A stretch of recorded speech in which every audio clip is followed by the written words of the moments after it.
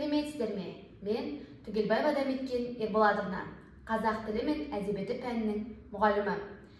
Педагогикалық идеялар фестивалінде шеберлік палитрасы бойынша көркем шығарманы оқытудың тиімді жолдары атты идеямды қорғаймын. Қазіргі таңда оқушылардың сөздік қорының аздығы, ойын дұрыс жеткізе алмауы өзекті болып отыр. Сол мәселені шешу барысында Талқылайық оқырмандар клубын ашып, жобаны қолға алдым. Мен бұл жобаны бастаудағы себебім біріншіден оқуға құштар мектеп жобасы аясында, сонымен қатар қазақ тілі мен әдебиеті пәнінің мұғалімі болғасын, мендегі қиындық балаға көркем шығарманы қалай тиімді оқыту керек болғандықтан, осы оқырмандар клубын ашып, жан-жақты жұмыс істей бастадым.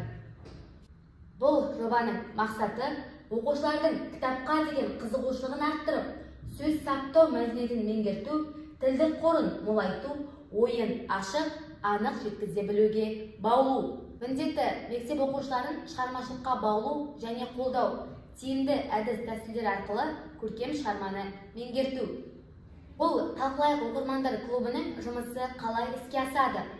Өзіміздің Талқылайық әлеуметтік парақшамызда осындай хабарландыру жариялап отырамыз. Сол арқылы оқушылар тіркеліп, еркін форматта жаңа орта қалыптастыру арқылы өздері өзара сайысатын болады. Бұл Талқылайық оқырмандар клубы келесі бағыттар бойынша жұмыс атқарады.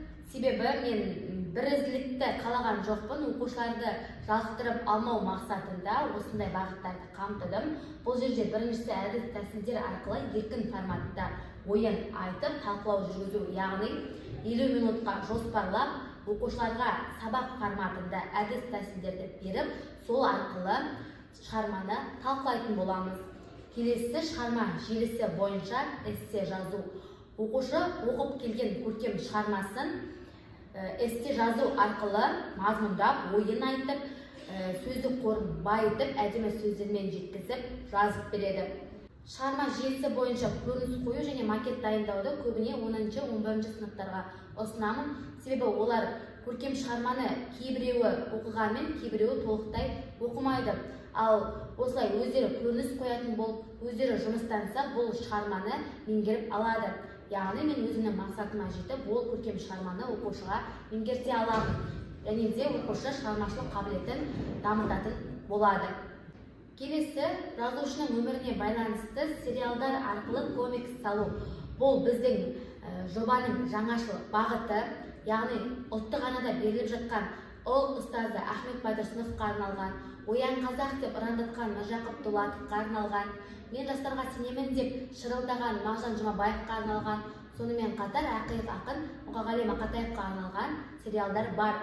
Сол сериалдарды оқушы көріп, комикс ретінде бізге салып береді және соны қорғайды. Бұл оқушының әдебиетке деген махаббатын ашады. Тек қана көркем шығарманы емес, сонымен қатар жазушының немесе ақынның өмірімен де танысады. Алдарыңыздағы суретте көріп отырған бұл біздің 6 және 7 сыныптармен өткізіп жатқан талқылауларымыз, яғни әдіс тәсілдер арқылы оқушылар өз ойын ашып айтып, шығарма желісі бойынша талқылау жүргізіп жатыр. Бұл сурет 8 сыныптар арасында өткен Шерхан Мұртазаның Ай мен Айша роман-зоологиясы бойынша оқушылардың эссе жазу барысы. Алдарыңыздағы 10-11 сыныптардың көрініс қою және макет дайындау бойынша жасалған жұмыстары. Бұл жерде Ғабиден Мұстафиннің Шығанақ әңгімесі, бұл көрініс Әзіған Нұршайықовтың Махаббат қызық мол жылдар романы, және де бұл да сол Махаббат қызық мол жылдардың макет түріндегі нұсқасы. Біз әр талқылауларымыз сайын үздік оқырман атанып отырған оқушыны Нұрмұхан Жантөрин атындағы Маңғыстау облыстық музыкалық драма театрына 2 адамға жолдама беру арқылы марапаттап отырамыз. Бұл жердегі біздің мақсатымыз оқушының таным көкжиегін кеңейтіп, рухани дамыту, мәдениетін қалыптастыру, шығармашылыққа баулу, көркем шығарманы жете түсіне алу. Қыркүйек айынан бері жасалынып жатқан бұл Талқылайық оқырмандар клубының статистикасы сыныптар бойынша. Бізде 7, 8, 9, 10, 11 сыныптарда қамтимыз, және бізде мектеп бойынша үздік шығарманы, көркем шығарманы оқитын сыныптар 10 сынып, одан кейінгі дәрежені 7 сынып көрсетіп отыр. Сонымен қатар өзге де эссе, мәнерлеп оқу сайыстарында оқушыларымыз жүлдегер атанып жүр. Ең бастысы оқушылар көркем шығармаға деген махаббаттары ашылып, өздерімен бірге үнемі тасып жүретін болған. Қыркүйектен бергі нәтижеге қарағанда қазір оқушылардың сөз саптаулары түзеліп, өзінің ойын анық, айқын, еркін жеткізе алатын болды. Сіздерге де ұсынатын идеям осындай мен көрсеткен бағыттар бойынша оқушыларыңызды кітап оқуға баулысаңыздар екен. Назарларыңызға рахмет, сау болыңыздар.